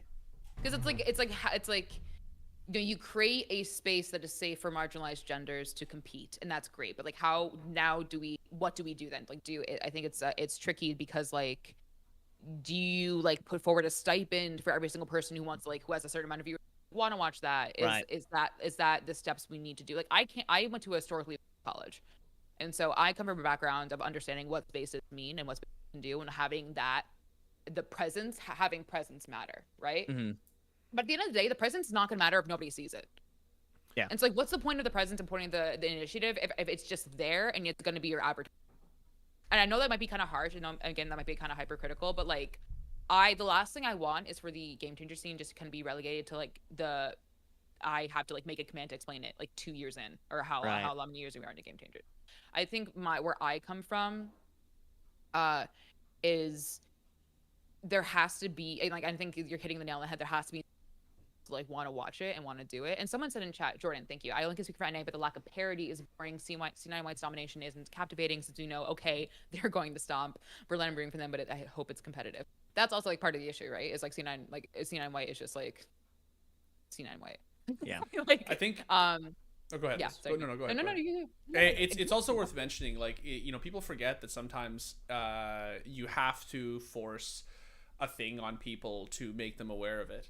Like, you know, there's always this, like, it's everybody takes recourse to the same thing every time, right? It's like, well, if people wanted to watch it, they would watch it, but they're naturally gravitating towards the best of best. People forget, this is an old example that people use all the time. Remember when this might predate Liz a little bit, but do you remember when Steam was introduced with Half-Life 2? In order to play the game that, like, literally everybody wanted to play in PC gaming, like, just everyone and their mother wanted to play this game, Valve did this really annoying thing where they were trying to launch this thing called Steam that everybody thought was cringe, and they forced you to down, and everybody was like, it's like nowadays with EA games with Origin or whatever, you're like, yeah. I hate, like, that's what they did. And obviously we know how that turned out, what Steam became, right? What I'm saying is that, like, that is the case sometimes. Like, sometimes you do just have to, you know, put a little bit of an artificial incentive in there to get people to do a thing that eventually they're gonna, you know, catch on to and say, like, oh, this is really cool, right? Like, I really enjoy this. I agree with your point, Tanner, that unfortunately, like, we as a society are just not really, like, I watch ESL Impact because I just enjoy watching competitive Counter-Strike. So if there's, you know, I like watching CLG, I cheer for them, so I watch their games. And ESL Impact, it really has very little to do with, you know, the gender of those competing. It's just, I just like to watch the team, I like to watch the league. But I don't think that that's true across the board, obviously, and I feel like, you know, I could, like, I would co-stream. I would 100,000,000% do a watch party for ESL Impact. I don't even know if ESL would give me the co-streaming rights, because they're famously very stingy with who they give them to, and I don't even know if they would do ESL Impact. I don't know if anyone's asked. I don't know whatever, right? But yeah, like, it's just it's tricky. Like, Liz, you sort of hit the nail on the head. Like, what do you do with the space once it has been established? What is the next step? Like, what is the logical next step? How do you sort of, like, turn it? Like, okay, we've amassed the snowball into a thing. Where do we throw it? Like, what do we do with it? Right? We're not just gonna sit here holding it, right? Like, and it's not an easy answer. It's not. There's not actually a straightforward answer. Like, there's a lot of different possibilities. Yeah. No, yeah, it's a really tricky question that also, like, is requiring a lot of different nuanced understandings and nuanced I don't want to say takes, but sure, actions, I'll say. That you can't just be like, well, this will be great, and, like, blanket everything, you know, because that would be pretty misguided. And so, but I think it is kind of like, I don't want it to be, the last thing I want for game changers is to be static. And that would be, like, my mid thing. It's like, I don't want it to stay where it is now. Like, I want it to be what its purpose is, and I want it to be a safe space for marginalized genders to grow. And that's just my soapbox of the day. Thank you for tuning in. Oh man, I think what would be really cool is if, and it might kind of just get like overshadowed like Academy does for LCS. But I think it'd be really nice that if the organizations had to have a Game Changers team, because like right now as Game Changers, what is the incentive, to want to play? Like, here's a $50,000 prize pool, but like Cloud9 has just beaten the hell out of everybody, and they always win the lion's share of the 50K. Whereas like if you knew as like a good player, even if not even as a good player, Lacey from Complexity was silver, and she was running 10 mans with Ali Monster, who started Girls Got Game back in the day for Counter-Strike, and or GX3, and now Lacey is like, I think she's 17 and is one of the most cracked female IGLs, right? So like having some mentorship, as well as having more incentive to want to do it, because I feel like for a lot of people right now, like the cons outweigh the pros, to where it's like, well, if I go and I get shit on by the Boba T squad, I look like a clown, I look like an asshole, and the entirety of chat is flaming me. But like if you actually are taken under the wing of like some type of mentorship that is provided to you by like an organization, or like a rising star program that we're getting for VCT, and then you also have like actual salaried compensation, not the word I'm looking for, incentive again, then you like people are going to want to try and play harder and actually compete, and then eventually we are going to see teams that rival Cloud9, like we saw in Game Changers 2, but not in Game Changers 3 because they shit on everybody. Yeah, like it is just hard because Riot is already putting so much money into it, and not even just Game Changers doesn't make money, but esports don't make money, right? So they're already putting so much into it that it's hard to justify doing even more. And as fans, we're like, well, Riot, why don't you do more? And it's just like, well, as a business standpoint, our hands are kind of tied until they do find something that is actually working, instead of just like taking chances. Yeah, like I would like to see that. I'd like to see a bit more incentive for people to want to be in Game Changers, outside of like just the Valorant's Game Changers Academy. Yeah. It would be so cool if like orgs were incentivized, or had to, even, right, in scare quotes, right, had to have a Game Changers roster. It would be a very interesting, you know what I mean? Like there's, you made partner, like Sentinels has to have a Game Changers, 100 Thieves has to have Game Changers, right? Like that would just create a whole new layer of depth to this, right? But that also does sort of beg the question, which is something actually Basil just typed in chat, right? Which is like, we are just assuming that that men's and women's leagues will forever remain separate. And I will say, ensuring that every org who's in the partner program has to have a Game Changers, like shadow team, whatever, is probably a pretty good way to ensure that they remain separate. If that, you know what I mean? But it's like, it's not like, and I don't know basketball, but but NBA and WNBA is always brought up, right? Mm-hmm. It's not like here in Phoenix we have, I think, the Suns and the Mercury. The Mercury are not the academy team, or for like lack of a better term, to the Suns, right? Whereas the goal behind Game Changers is to allow a safe space for women and marginalized genders to actually compete at the highest levels, to get that experience, and then eventually move on. We've seen tweets recently from all of the Cloud9 players saying, my goal is to compete against men. I don't want to be in Game Changers forever, and I don't plan on it. So if you have like 100 Thieves and 100 Thieves Game Changers, 100 Thieves and 100 Thieves Game Changer, that's your starting roster and your academy roster, right? Like eventually the goal would be to be able to integrate these players quite possibly into your roster. Now, there's obviously the logistics of, well, if we swap X player for X player, this person just benched, and now Asuna can't go down to the Game Changer scene because he uses he, him pronouns. But I think like blanketing that, with no longer calling it Game Changers and saying that it's their academy team, but they're picking up Game Changers teams, like that is also the fastest way to get better. Like, hey, your scrim partner throughout, the week for a couple of scrims is your pro team that was just in Istanbul.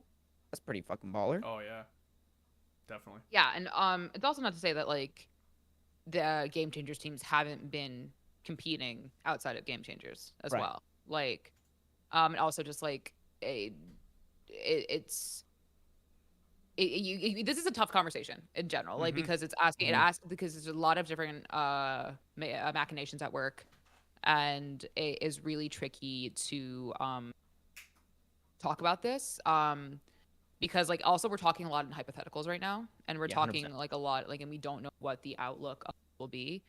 And so, and like, everyone like has like different starting points and things like that. But and like I think there's always still like ongoing conversations about what Game Changers looks like and what Game Changers will look like and what it should look like. And I mean, it's tricky, and then just like I think a lot of like, I guess where like a lot of my gripes is the wrong word, a lot come from is that like I feel like a lot of the current Valorant audience doesn't understand what it is. Again, I don't know if that's an indictment of our society. I don't know if that's an indictment of the Riot's initiatives in general, but I don't know. But I do know that it is a constant fight for recognition, and it is really really really tricky. And I wish there's also like something in chat. What are some ideas I could do more in Game Changers beyond forcing watch parties? I don't like that wording of beyond forcing watch parties. I think that makes it sound more like a chore than anything, and that's not what we want it to be. Incentivizing a watch party and forcing it are not the same thing. They don't carry the same tone, right? Like, Riot incentivizes VTC watch or VCT watch, right? Like watch parties are always incentivized, right? But like obviously, yeah, forcing is a different something else, right? Yeah. But I think it's just like one of those like things. I personally like where I'm coming from. Like I just really wish there were more of like a forefront. And I wish there. I think maybe it is indictment more society. I don't know. I like this cuff thinking about it, and there are like a lot of like very sociological aspects that like we'd have to consider. But yeah. And also just like really quickly, people who use he him pronouns also can compete in Game Change because pronouns don't equal gender, all that stuff. But yeah. Trying to remember what I put but my command for a second was just I copy and pasted the the Game Changers like bio, and I was like, be free, because I just like I think the other thing is like something like when you are in these watch parties that do happen or in these chats, a lot of people just don't have like the baseline education or understanding like how, when, or why, and like that's just a lot of an onus to take on. And so that's also an issue that you have to discuss, like how like it's so tricky, and it's impossible because yeah, even between the regions, the ruling to be able to play is different. Like I don't think elsewhere it's and marginalized genders. It's like I guess female or like women fall under marginalized because in esports, but like it's basically in other regions, if it doesn't say she, her, or woman on your ID, then you can't play in Game Changers. I didn't know that. Yeah, so like it's how do you create the line that is what is and isn't allowed throughout? So like Game Changers, I think that's why Riot should get a lot of love, because it's like this is no easy task. Like this is quite honestly an Elden Ring boss task, at level 1 with no stats, no nothing, in a club. Riot Games is going into this and really trying to make it work. So obviously lots of love to that. Yeah, it's shaky ground. It's very shaky ground. Right. I mean, I also I don't think those things are mutually exclusive. Like I do think I can give my laudits to Riot and also be like, but we could always approve. and always do better. But also at the same time, it's like you're saying, it is extremely awesome. I'm holding my Jade roller, and it's very shaky ground to talk about again, because like all of the other factors we've just talked about. And it goes into a lot of different questions. I think like it is a conversation worthy of like a 24-hour conversation, and like because it is so tricky and it's so complicated and nuanced. And I think also the issue I think we're all skirting around is also many different viewpoints about what game changers should look like, and some not great, some problematic, but you're also having to fight against those as well. And so it's really, really tricky. But yeah, wow, what a tangent. That not a tangent, what a discussion. That was just I've been talking for so long. I need a water break. My Soul Cycle water bottle. I think though, all that we've talked about also falls like under the good for VCT just as a whole, and that Riot is not the only, but really like work their way to the forefront of supporting women and marginalized genders in esports, which is fucking cool. Which like it makes me so excited. I every time I talk to an old person, which I'm kind of an old person, but like who is like super narrow-minded. I'm 29. You're 29? I'm 29. Yeah, I just turned 29. Okay, continue.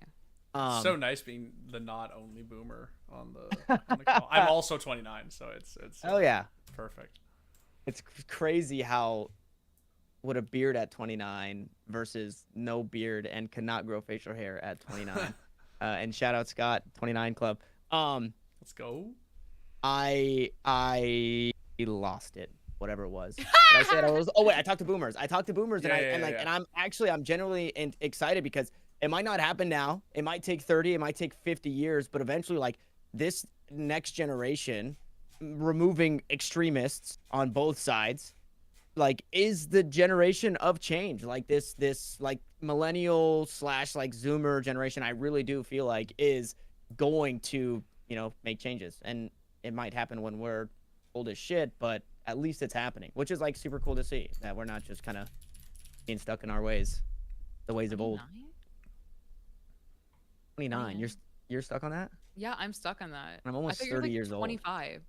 I know. I wish. I mean, I wish my knees were 25. Don't we all, man?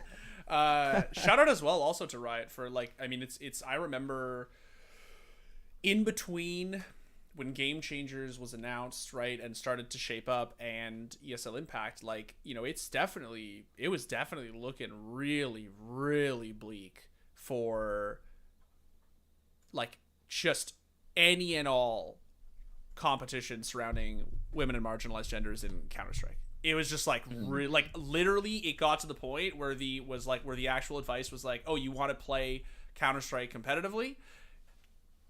Install Valorant. Like that was basically the actual answer. Like, and you want to make like a a salary, like install Valorant. Like it is. And the fact that ESL Impact, like did what they did, I mean, I think it's extremely fair to say that it was probably fueled by Game Changers existing, right? And so now we live in a world where we have two, fledgling ecosystems supporting women and marginalized genders, and I think that that's really cool. Because what do you do? And this is like an actual question. I'm seriously asking. What do you do if you just like are, like you're a woman, say, and you just want to just play, like get into competitive Overwatch? Like, I don't, you know what I mean? Like, or like Dota. Like, I don't know. You know what I mean? Like, is there, like, there's obviously, like, there's nothing even remotely close to what we already have in the form of Game Changers, ESL Impact, right? I thought I heard, like, scuttlebutt rumor that Overwatch is, for Overwatch 2, maybe doing a Game Changers team. Called Calling All Heroes. Is it really? Oh, that's so cool. A core value and objective within Overwatch and Overwatch League is to build an inclusive game and environment for everyone. Is that a bug? We're excited to announce a few initiatives this year that pursue the goal of calling all heroes, equity, visibility for underrepresented genders. Love that. There's also, I don't know how long women's Carball League has been around, but Misfits True. just signed the Yes. Rocket League team, which is again cool. So yeah, like shout out Riot, who Riot like because Counter-Strike obviously did it right. A lot of the best players in Valorant come from playing Counter-Strike. So you know Counter-Strike did what they could, and then like nobody stood up for them. Counter-Strike had like a thought or like a theory, and they really took a stance, and everybody kind of just like bullied them for it, and nobody paid much mind. And then Riot was like the senior to the freshman who eventually came around and was like, you know what, man, that's a good idea, and then like picked up the freshman on his shoulders, and everybody cheered for the freshman at that point. And so yeah, Riot really is like getting everybody thinking about doing the right thing. Yep. Does League have one? No, I don't think so. Interesting. That's just interesting. Although honestly, like if you're a North American and you're not even a woman or a marginalized gender, I would probably say you should maybe no, it's not good. It's not good. Yeah. But yeah, okay. So while we are running out of time, I want to get our biggest hopes and dreams for the partner program.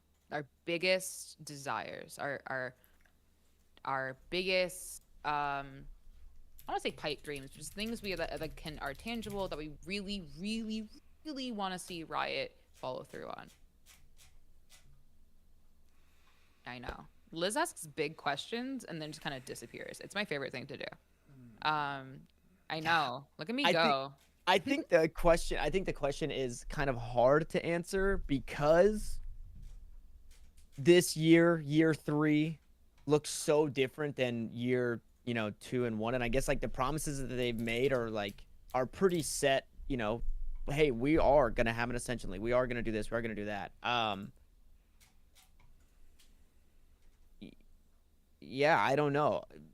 For the next 5 years, it looks awesome. It looks great, right? Having a team join just about every year.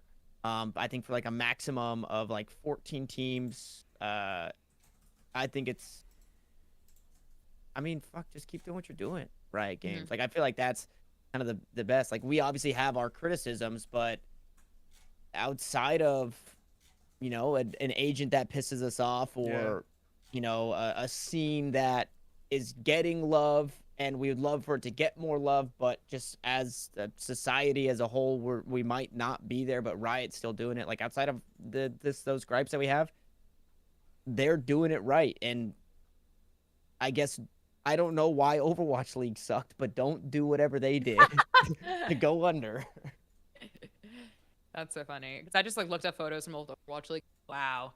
But people forget, right? Like, people make all these jokes about like the CDL and like Overwatch League and whatever, but like people forget that like Riot also runs, right, like what is largely considered to be like the only successful franchise league in the world, right? Obviously there's a few regionalized, but like we could group them, more or less group them into one.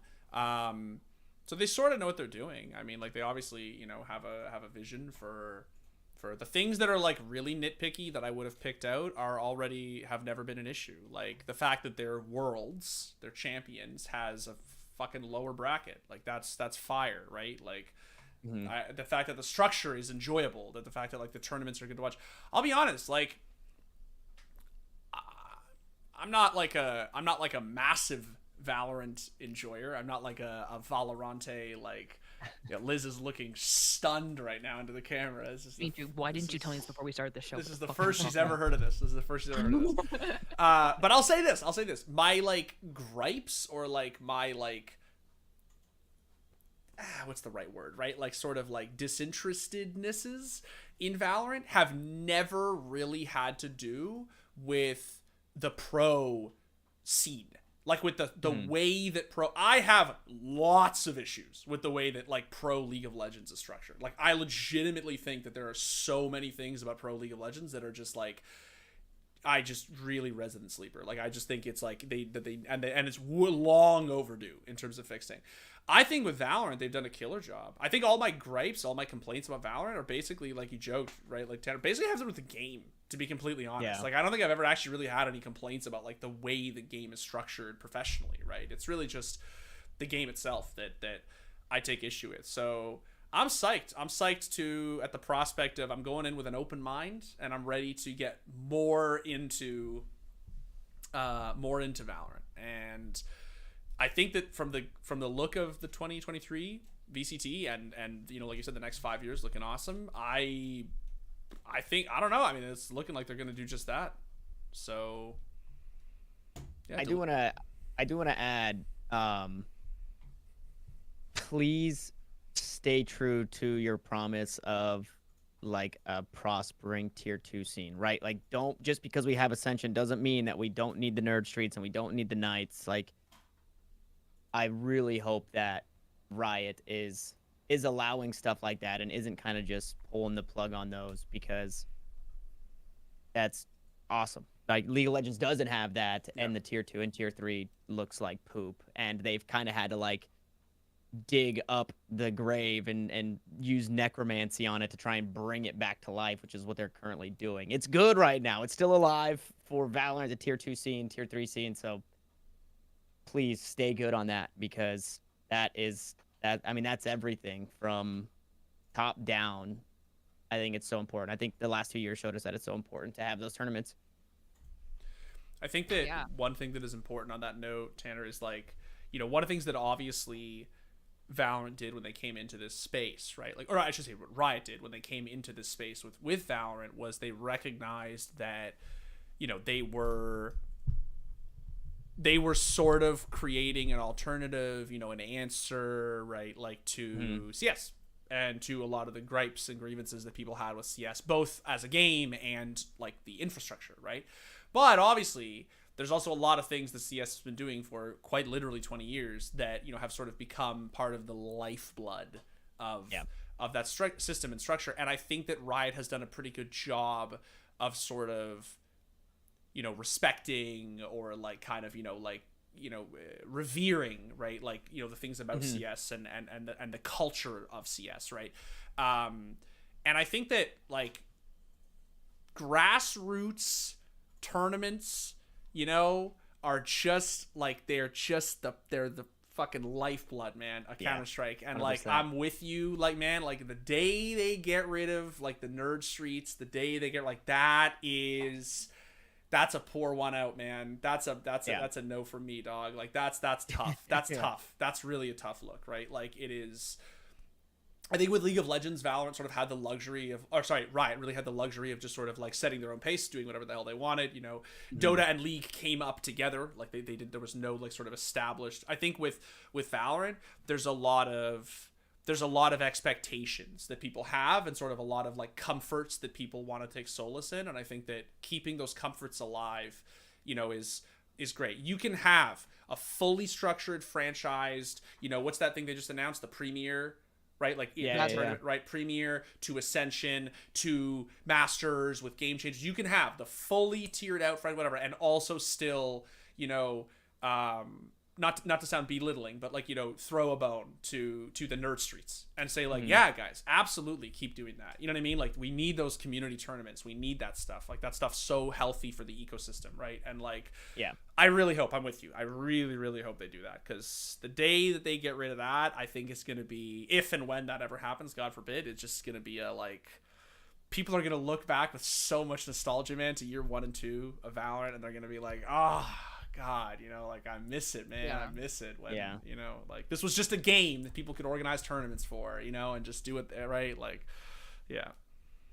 I think my biggest desire is when I was originally doing the first story I did on the partner program when it was announced. For someone who leads, I'm forgetting their name, the NA basically made a thread talking about how this could harm players and like protections that players might not have, because essentially like these partner program teams have the monopoly on these contracts with players.